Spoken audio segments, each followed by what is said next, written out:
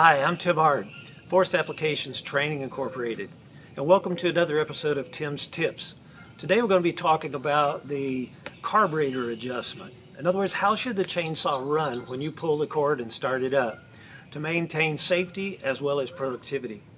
So, first step of 5 easy steps is to make sure the air filter is clean.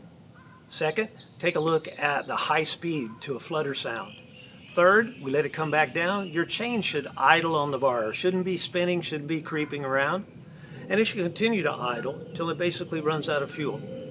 Fourth is we want to take and go and roll it over. Put our chain brake on, roll it over to make sure that it'll idle in all positions and continues to idle. Fifth, we take the brake off, hit the throttle. It should go back up to high speed with no hesitation. If that saw will do all of that, we're ready to go to work.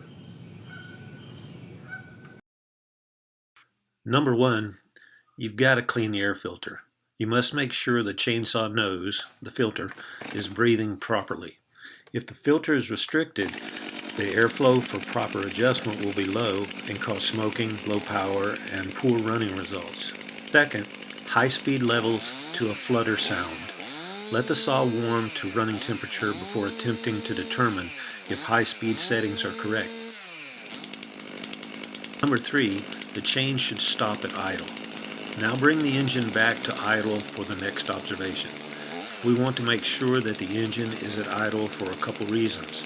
The first is safety, because you don't want to be walking around with a chainsaw where the chain doesn't stop turning at idle. This also indicates that the engine is idling low enough. If the saw chain stops, to disengage the clutch mechanism and let the low-speed fuel circuits in the carburetor take over. Number four, it idles in all positions. Now that the chain is stopped and the saw is at idle, the saw should idle in all positions until it runs out of fuel. If the saw is getting too much fuel at idle, move slightly clockwise to reduce the fuel flow. Finally, step 5. It accelerates without hesitation. Open the throttle quickly and the RPM should come up without any hesitation. If the engine hesitates before quickly rising to wide open throttle, the L screw on the carburetor should be opened counterclockwise to allow more fuel flow.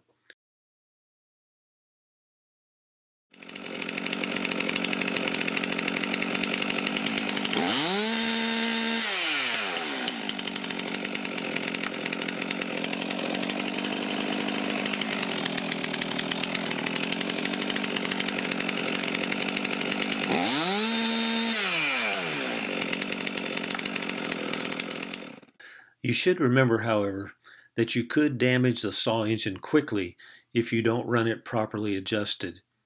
I hear often that supervisors in shops don't want the operator to have access to a screwdriver nor to adjust the screws. They state they don't want the saw blown up from someone who doesn't know how to properly adjust the screws. I agree, but I have said for years that I think I see as many saws and trimmers blown up from lack of adjustment as I have adjustment. If the operator doesn't know when it's out of adjustment, they just simply run it. You don't have to have a screwdriver yourself, however, to adjust the saw. If you know when it's out of adjustment, you can simply take it to someone who does. Think about any time you turn a carburetor screw to the right, you take a chance of causing engine damage. You remove fuel and lubrication with a clockwise turn of the screw. Operators should all be aware of how to check the run of any two-cycle piece of equipment. If they're going to work safely and productively with the machine, it's a must. It must be in tune. More information on carburetor adjustment can be found in our Forest Apps ebook, available from Barnes & Noble and from our e-store at forestapps.com. Please take time to like this and also to subscribe as we continue to offer more Tim's Tips in the future.